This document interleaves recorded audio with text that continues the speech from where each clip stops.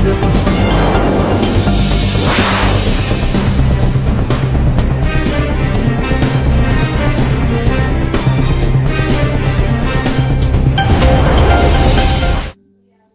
حکومت اور آئی جی پنجاب پولیس کی احکامات کی روشنی میں پنجاب کے تمام اضلاع میں منشیات کی روک تھام کے لیے آگاہی مہم کے حوالے سے گورنمنٹ ہائی اسکول نمبر 1 حویلی لکھہ میں منشیات اور بچوں پر تشدد کے خلاف آگاہی سیمینار کا انعقاد کیا گیا، جس میں خصوصی طور پر تھانہ حویلی لکھہ کے A S I Muhammad Yasin front desk سے محمد سیف اللہ نے نمائندگی کی اور اپنے خیالات کا اظہار کیا۔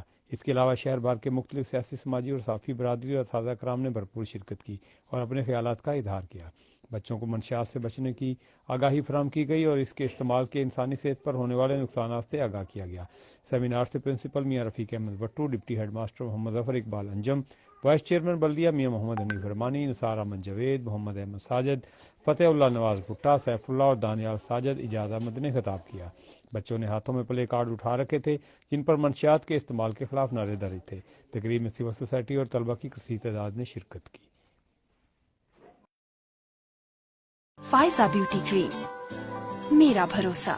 اسٹیٹ 25 لاہور میں گھر بنانے کا خواب اب خواب نہیں رہے گا۔ ابھی رابطہ کیجیے میاں ظہور احمد 032145008000 030345008000۔